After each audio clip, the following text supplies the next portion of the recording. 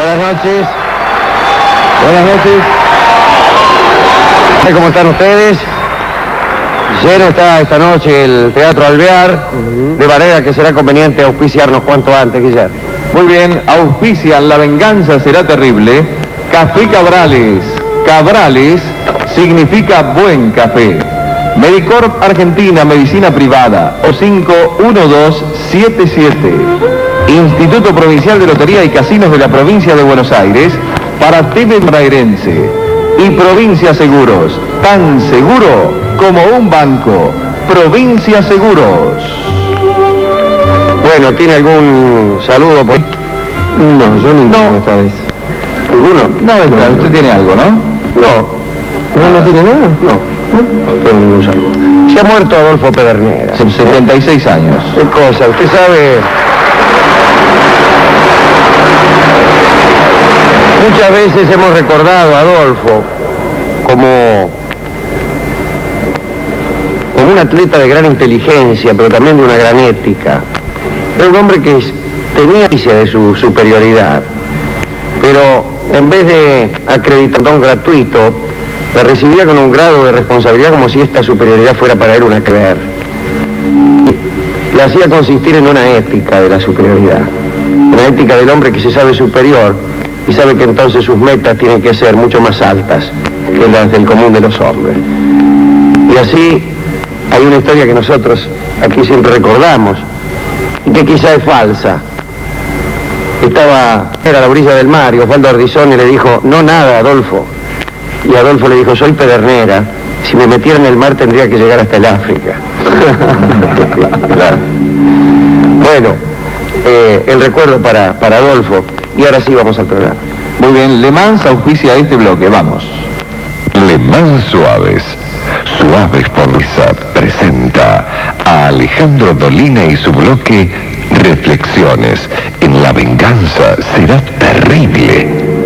Bueno, en estos días hemos estado hablando de Egipto y de Ra y de Het y de Horus y de toda esa verdura. De Osiris también. De Osiris, del finado Osiris, pobrecito, que fue cortado en trozos y juntado por su mujer. Afortunadamente todos. Afortunadamente todos, dicen algunos, y otros que le faltaba un pedazo.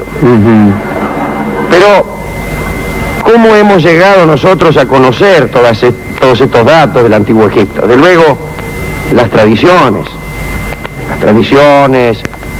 que se han venido manteniendo a través de los historiadores, a través del tiempo, pero por la lectura de los jeroglíficos. Pero habrá de saberse que los jeroglíficos siempre se conocieron. Después del advenimiento del cristianismo y de cierta racha de cura según la cual había que destruir todo sedimento de paganismo, los jeroglíficos se fueron olvidando. Y vamos a ir a Napoleón para ver realmente quién fue el hombre que descubrió qué demonios querían decir aquellos firuletes. La campaña de Napoleón en Egipto es un desastre, ¿para qué lo vamos a negar? Se fue, allá, estamos en 1798, el zarpa de Tolón con una flota de 328 barcos, 38.000 todos. Objetivo, Egipto. La campaña era un intento por herir a Inglaterra allí donde más le doliese. Inglaterra era dueña de los mares, estaba el almirante, nuestro amigo Horacio Nelson, con los barcos, patrullando el Mediterráneo para ver si le cortaba el paso a Napoleón cuando cruzara el Mediterráneo para ir a Egipto. Pero Napoleón se les piantó. Pisó la tierra egipcia, hizo una marcha espantosa a través del desierto, llegó al Cairo, se enfrentó con el ejército de los mamelucos, disculpedes, ganó una batalla, pero después viene un desastre, que es la batalla naval de Abukir, donde el almirante Nelson, que finalmente encuentra la flota francesa, la destroza. Los franceses todavía se quedaron como un añito más allí en el Egipto y tuvieron unas victorias, pero por fin Napoleón huyó y todo terminó así. Terminó mal la aventura francesa en el Egipto. Pero aquella expedición fue como un motor para la exploración científica del Egipto antiguo. Porque Napoleón llevaba, además de los 38.000 soldados que hemos mentado, 175 sabios. Parece que el resto de los soldados le llamaban los asnos. los burros, a los 175 sabios, que me imagino no harían gran cosa, y que se granjearían el odio de la tropa. Y llevaba, bueno, qué sé yo, una biblioteca entera sobre todos los asuntos egipcios, unas cuantas docenas de cajas con aparatos científicos de alta precisión, y bueno, allí entre astrónomos, geómetras, químicos, paralisas, toda clase de sujetos, había un hombre desconocido que le había sido recomendado a Napoleón por la galante Josefina. Este tipo es Dominique Vivant Denon, y era un poco de... dibujaba muy bien, muy bien. Fue nombrado director de museos, y con esa idea que del director de museos tienen los europeos cuando pisan tierras fuera de Europa, este hombre se dedicó al saqueo, se afanó todo lo que pudo, se metía en los templos y sacaba ahí lo que encontraba, sirviera o no. Pero además dibujaba, andaba con el lápiz, se metía en las batallas, y mientras los tipos se agarraban a tiro, el tipo dibujaba. Se metía en los templos y dibujaba cuando morfaba, dibujaba a caballo, y lo dibujó todo.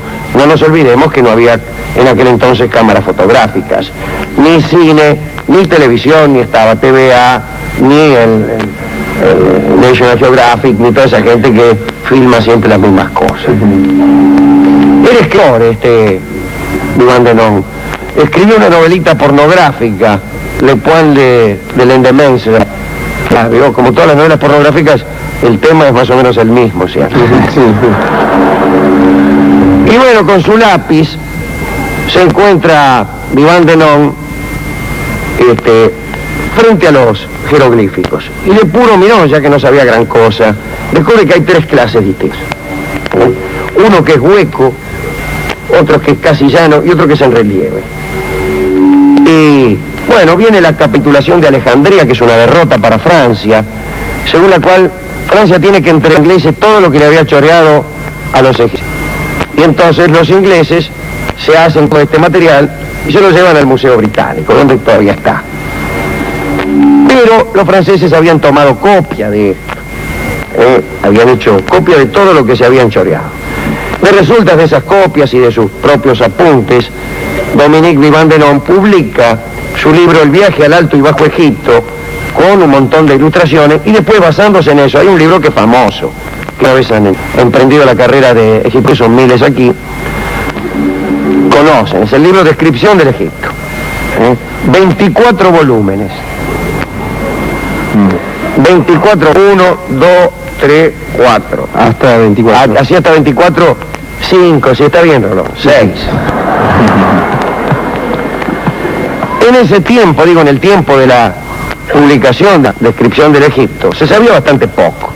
Noticias dispersas, Estrabón, Heródoto de Halicarnaso y las leyendas. Pero resulta ser que todos los monumentos de ese país, los obeliscos, las estatuas, los templos, las columnas, los pilones, estaban cubiertos de jeroglíficos. Al parecer los egipcios fueron el pueblo que más gustaba de escribir. No de escribir, de escribir. Se lo pasaban escribiendo todo el tiempo.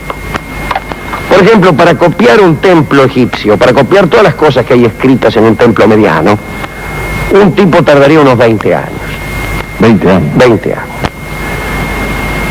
Bueno, con la descripción del libro Descripción del Egipto, que no era de Vivant, sino de François Jonary, que estaba basado en el libro de Vivant, se le abre a Europa por Egipto. Pero estos libros, el de los 24 volúmenes, era rico en descripciones, dibujitos, pero datos no. Descripciones quiere decir, usted va a Alejandría y encuentra esto. Va a Giza y encuentra unas pirámides que son así. Pero acerca de la historia de Egipto, muy poquito. No había precisión. Estaban todos los dibujos, los mapas, qué sé yo. Muy lindo, eso sí, ¿no? Como lindo era lindo. Era lindo. Era lindo, pero no sabías nada de la historia de Egipto, nada. Egiptólogo muy célebre, el señor de Sassy, lingüista y filólogo de gran talla, que pensaba que el enigma de los jeroglíficos no tenía solución.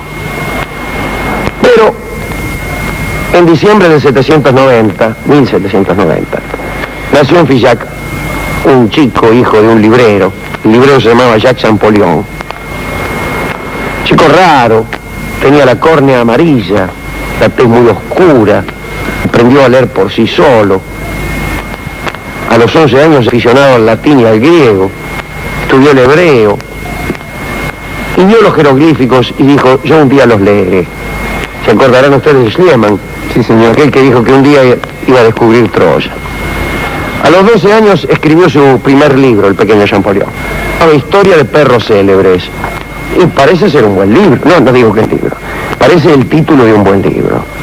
Si a mí me lo prestaran, yo lo leería. Historia de perros célebres. Por ejemplo, el malevo. A los 13 estudió el árabe, el sirio, el caldeo, el copto. En fin, todo, chicos más o menos como los que hay ahora en los colegios, que hacen huelga porque les quieren enseñar incluso el castellano. Digo yo, para escuchar adeptos. Sí. Nuestra sección Ganando Enemigos. Esos son profesores los que hablaban.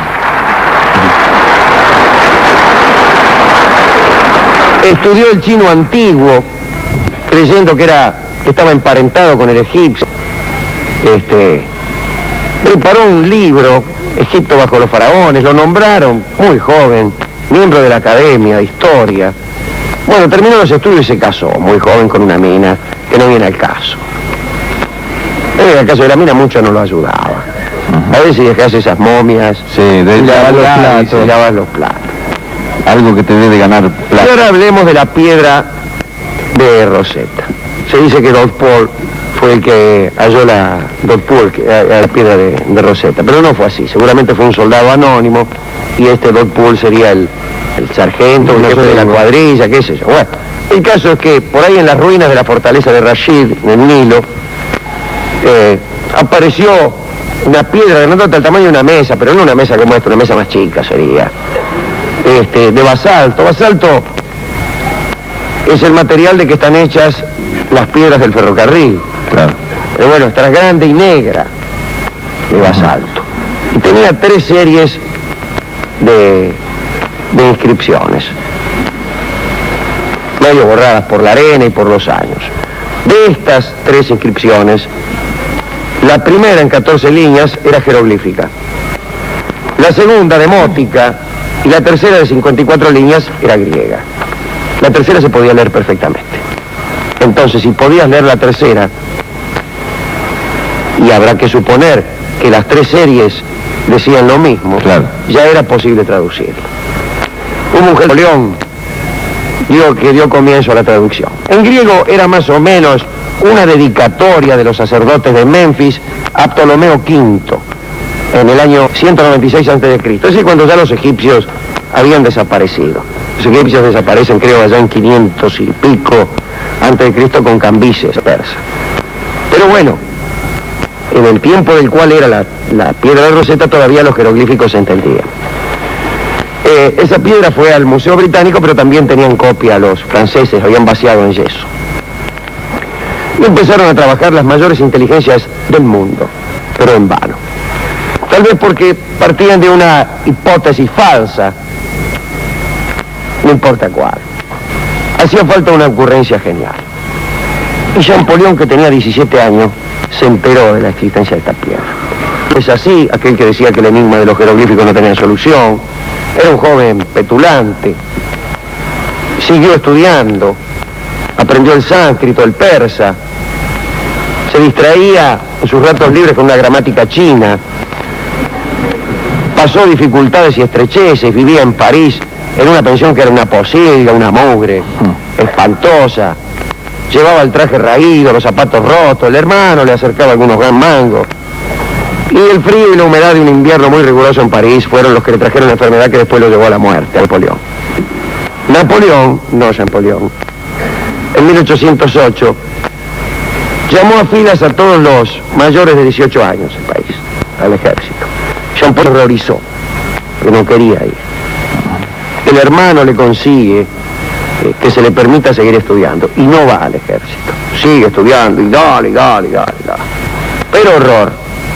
Cuando estaba estudiando y trabajando sobre la piedra de Rosetta, se enteró de que había un señor a Alexandre Lenoir, que decía que la había descifrado. ¡Ay, oh! Eso es lo peor que le puede pasar a un tipo que descifra jeroglíficos. Que enterarse que uno ya está por descifrarlos, hay otro que los descifró. Sí, PRI, dijo el otro. PRI, dijo el otro. Bueno, ¿para qué? Me rompí todo, 18 años viene otro, dice. ¿Quién lo mandó a este? Pero este Lenoir publicó un librito, Champollion fue a la esquina, lo compró, lo leyó y dijo, ¿ma qué va a descifrar este? Y se quedó muy contento. Conoció Champollion a Napoleón. Y vamos a hablar un poco de los jeroglíficos. Herodoto, Estrabón, Teodoro Século, mencionaban en los jeroglíficos como una cosa incomprensible, en fin. Comprensible para ellos. Orapolo era un tipo que fue tomado como clave para descifrar los jeroglíficos. Decía que era una escritura de imágenes. O sea que no querían decir sonidos. No quería imagen. Una cosa así, ese viborita era el agua. Vos mirabas el jeroglífico y más o menos a qué se parecía. Por ejemplo, decir una ilusión significa mucho. Debió ser muy difícil de escribir para los egipcios.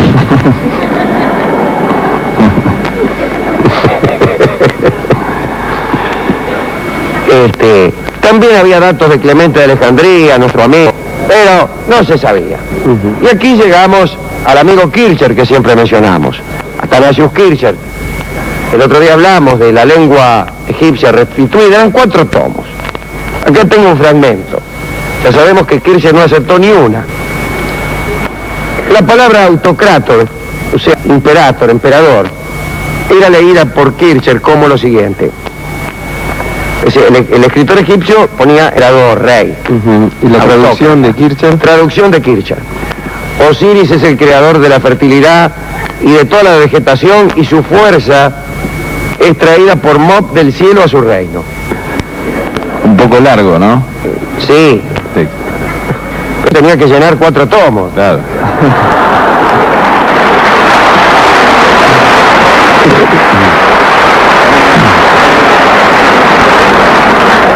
De todos modos, Kircher fue el que reconoció que había que saber copto. Había un señor de Guigné que decía que los chinos fueron colonizados por los egipcios, y había un conde de Palén que él decía lo siguiente, el conde de Palén.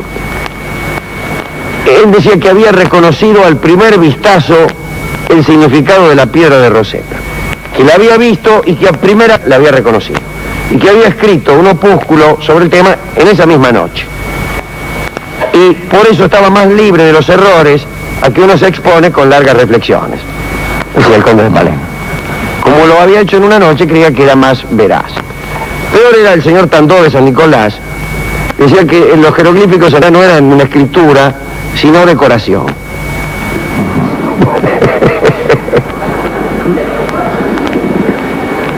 Y hasta que apareció Champollion. Déjeme a mí, dijo. ¿Y cómo hizo? Y muy sencillo. Mira. Ahora que lo sabemos, muy sencillo. El tipo encontró escritura jeroglífica, grupos de signos, estaban rodeados de una línea, encerrados en una especie de ovoide. Le llaman a eso. Y dijo, los nombres que están encerrados de este modo deben ser muy importantes. Por ejemplo, nombres de reyes. Y entonces cachó los reyes que estaban mencionados en el texto griego, que eran Ptolomeo y Cleopatra.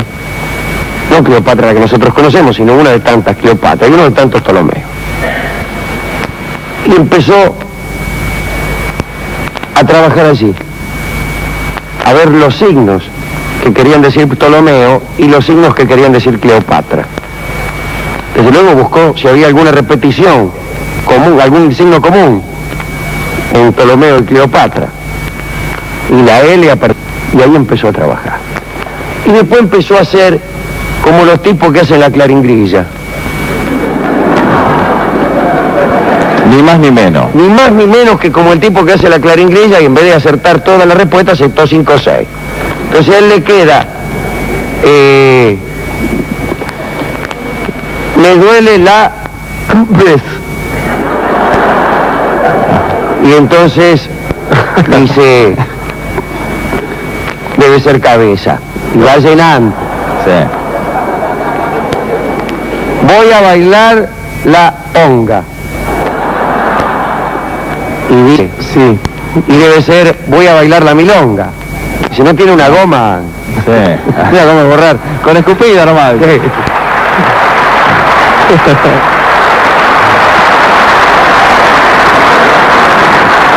Y bueno, che, cuando quiso acordarlo había todo descifrado. Llegó a ir a Egipto, viajó a Egipto, estuvo allí 3 años, fue una campaña triunfal la de Egipto, descifró todo. Iba a un templo y te lo descifraba, como ya está todo escrito. Sí, sí. Agarraba un tipo y lo descifraba. Y que iba toda la gente Y todos iban atrás a ver qué descifraba. Sí. Y murió después, murió joven. Después, en 1866, hubo otros estudios de un alemán que, bueno, confirmaron esto, pero no importa. Aquí viene lo que yo quiero decir. Descifró. Entonces todos pensaban que los templos de Egipto tenían escritos en sus paredes tremendos secretos, que no se podían leer porque estaban escritos con signos desconocidos. Vienen estilos de... Y descubre que en las paredes de los templos de Egipto dicen cosas tales como agache el melón al pasar por aquí, prohibido escupir en el suelo, te amo, cualquier cosa. aguante ese sostris. Sí.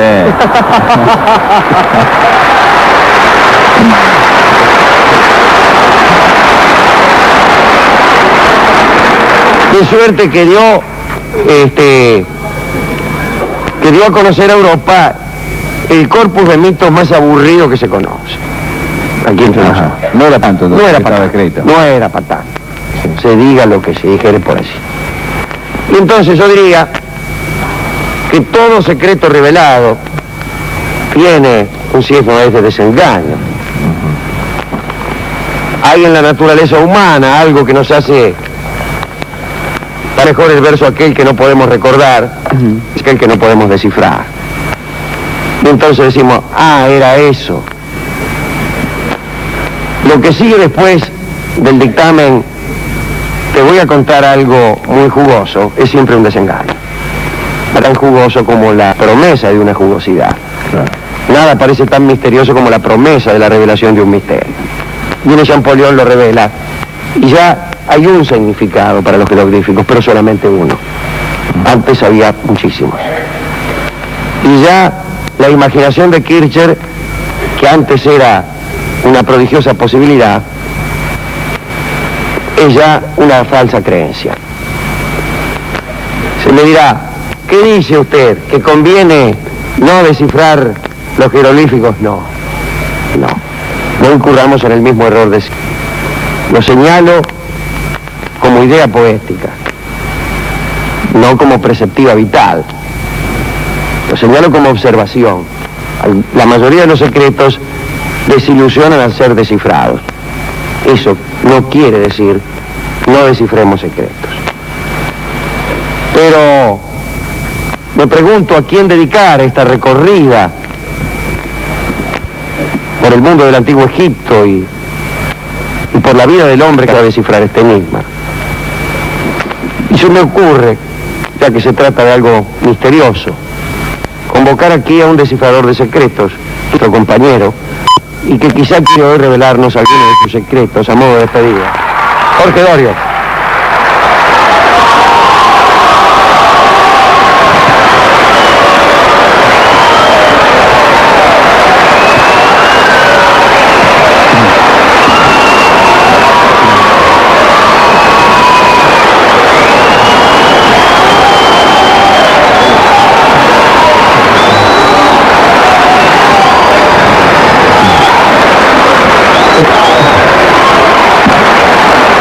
No se pegue. Bueno, gracias, muchas gracias. En principio, hace algunas semanas he vuelto a la patria después de una cierta ausencia, mayor ahora, y debo decir que recién ahora puedo decir estoy de vuelta en casa, ¿no? Es raro esto. Jamás me imaginé yo diciendo estas cosas, pero así nos va.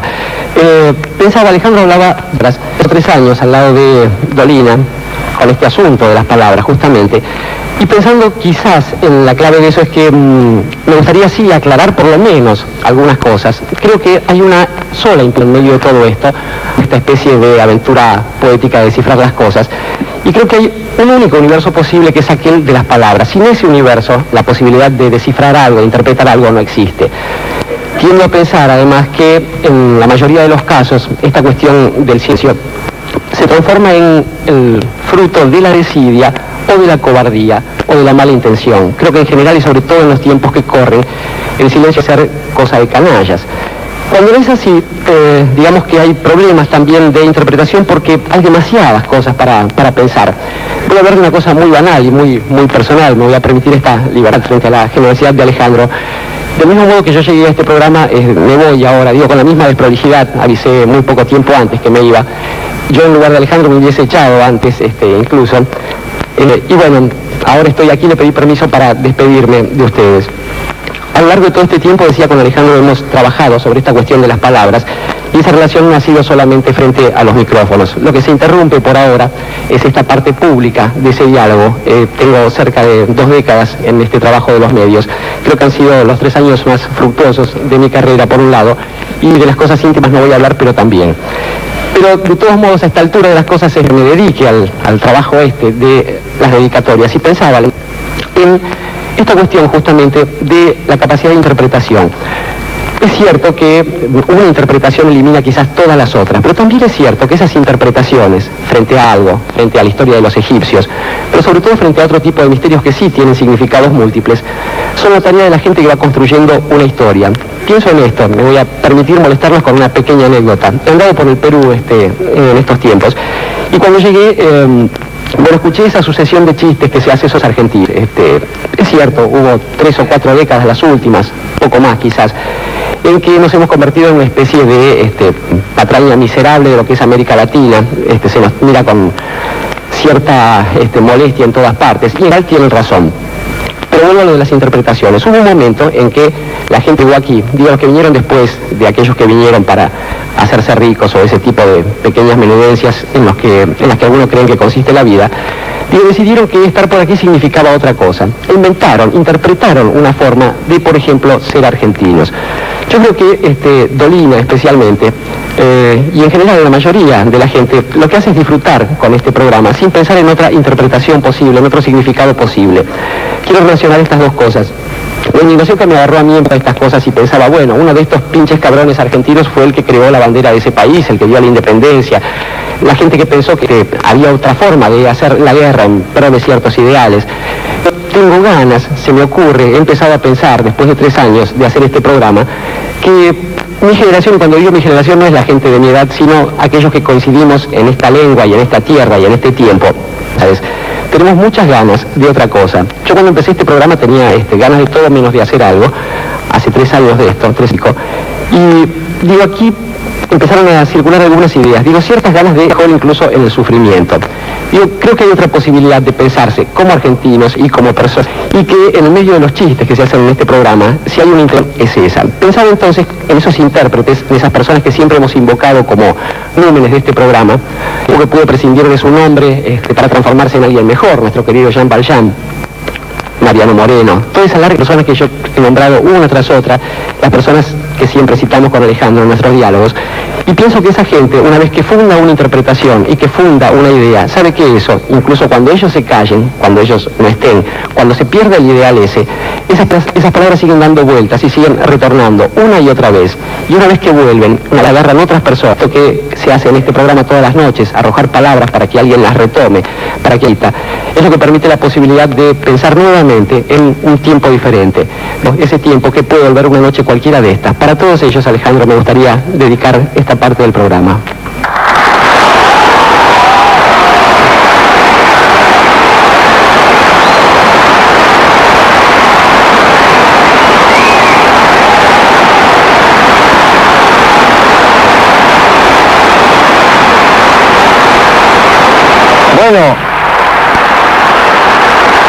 me pregunto con qué homenajear a ese cuerpo de mentes admiradas y entrañables que usted ha citado.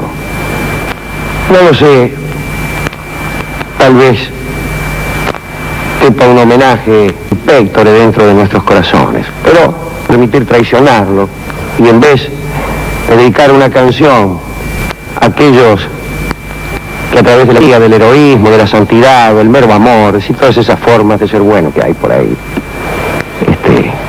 han buscado mejorar el mundo. Le voy a dedicar una canción a usted. Y entonces, para el amigo que ha vuelto, él canta, volvió una noche.